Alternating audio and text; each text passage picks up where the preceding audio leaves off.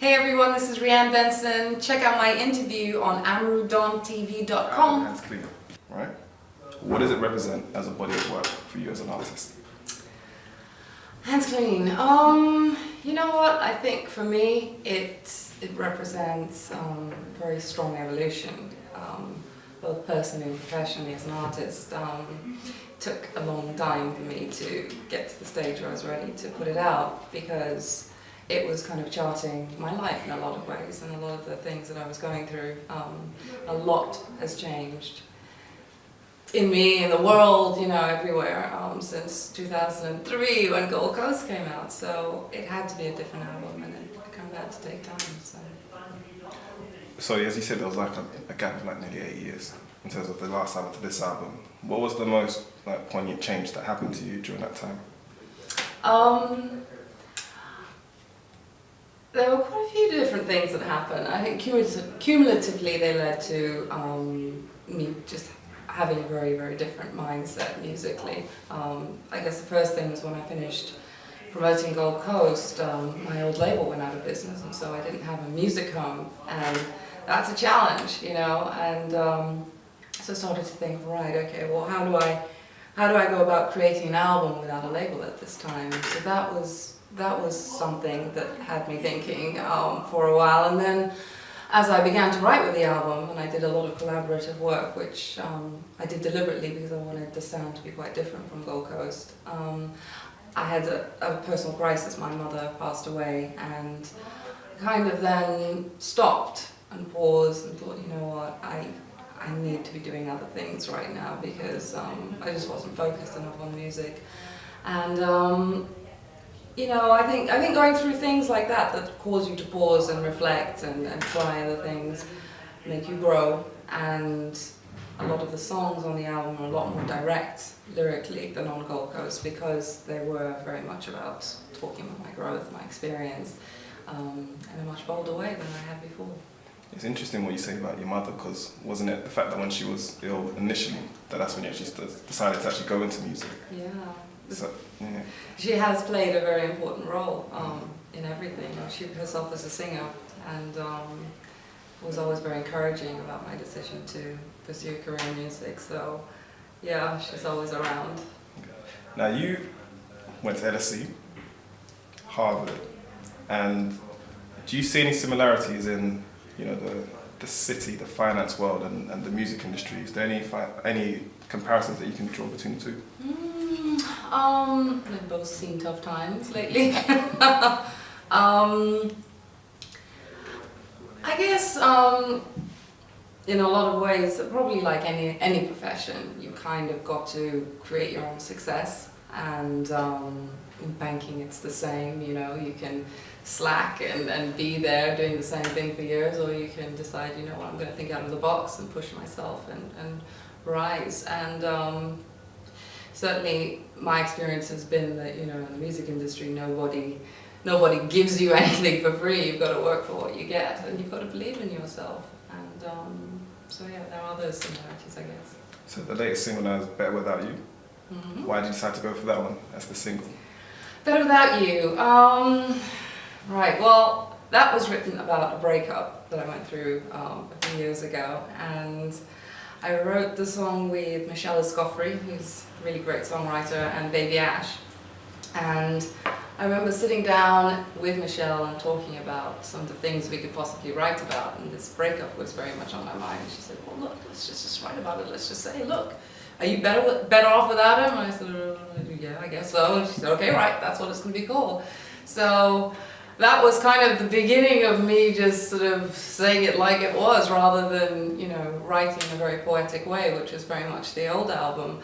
And I kind of liked it a lot. And the song, I think, resonates with a lot of women, men as well, but people who are just kind of finding it hard to move on. You know, when you've been in a long relationship, you begin to define yourself within the context of that relationship and that person, and you know, we've got to move on sometimes. It doesn't mean it's forever, but, you know, better without you. So things obviously have changed since you last dropped an album to this time. Musically, what do you reckon has actually changed in the industry? Like, whether from iTunes, the internet, what for you do you notice to be the biggest change? I think definitely online. The importance of that has completely changed. I mean, 2003, you know, there was certainly no Twitter, you know, I don't know anyone who was on Facebook then. And you know, iTunes was probably still in development then, or at a very early stage of its development. So all of that has completely changed. And I'm really glad it has, actually, because it's made me, as an artist who's been out of the limelight for a while, have an avenue to stay in touch with my fans. You know, all throughout the years, basically on MySpace and Facebook and Twitter, I get to talk to people and, you know, find out what they're up to, they find out what I'm up to, and, you know, it's maintaining that bond. And it's that bond, actually, that's the most important thing in the business, the bond between the artist and the fans. And it's just nice to not have to rely on having a label set up or a big campaign underway to be able to talk to your fans. So you songwrite, compose music. So when you're making the album, are you very deliberate in how you want every song to sound, seeing as you're actually actively involved in every process of making the music? Yeah, I'm a nitpicker.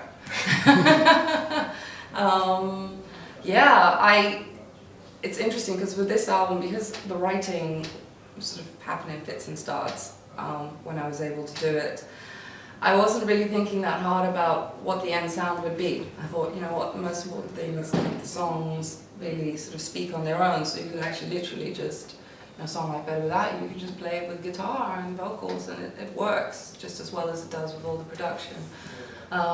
It was towards the end of the process I found my collaborators, Jonas Rembo and Daniel Verdell, two Danish producers. We kind of sat down and listened to a bunch of stuff, like old DJ Shadow and Bjork and old, you know, Tribe Called Quest, just kind of artists who were taking beats and soul music a little bit out of the box and playing with genres. And we decided that that's what we were going to do. And we were like, look, we know soul, we all love soul, let's make a sound that's the future of soul. And that's very much what we planned to do with the album, and I think we hit the nail on the head because we just created a very fresh sound. Were there any tracks that you regret not putting on this album? Because I know once you have an album, you have to cut, you know, for it to fit. Is there any that now in hindsight you would have wished that you could have just put on the album? There's probably a few, but you know what, they're still there, they haven't died. That's the thing with songs, is that they hang around forever, so they may make a reappearance.